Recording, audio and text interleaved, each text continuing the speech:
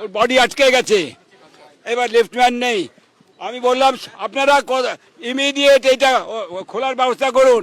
ওরা বলছে পিডব্লিউডির কাছে চাবি, ওপরে দেখবেন লেখা আছে যে সুপারভাইজার, মোবাইল টেলিফোন নাম্বার সোয়েন্সো, তারপরে আপনার কে লিফটম্যান, মোবাইল নাম্বার এত।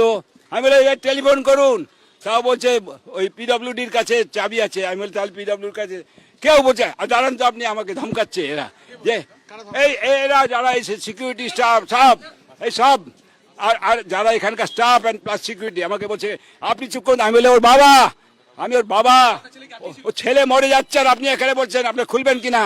আপনি আবার এদের পুলিশকে বললাম ফায়ার ব্রিগেডে টেলিফোন করুন, ওরা এসে ভেঙে দিতে পারে। ওরা কিচ্ছু করলো না। পরে 2 ঘন্টা বাদে একটা হাতুড়ি নিয়েছে, আমার ছেলে আমার নাতিটাকে ওকে ছুঁড়ে ফেলে দিয়েছে। ওকে কীভাবে ভেতরে আমাদের ঢুকতে দেয়নি তো। ওখানে গিয়ে দেখুন লক অ্যান্ড কি করা আছে। ওখানে গিয়ে যদি লক অ্যান্ড কি ভাঙতে বললাম, যে ওই গ্রিল দেওয়া, গ্রিলটা যদি ভেঙে দিত তাহলে কিন্তু কোনো অসুবিধা হতো না, বুঝলি না। তাহলে ওখানে গিয়ে ভেঙে কিছু করা যেত। ওরা কিচ্ছু তো বলেনি যে কি ওখানকার প্রবলেম কি, সেটা ওরা নিজেরা ভালো করে জানে, ওরাই খুলতে পারে। কিচ্ছু করলো না। আমার ছেলে চলে গেছে, আমি আমার ছেলে চলে গেছে।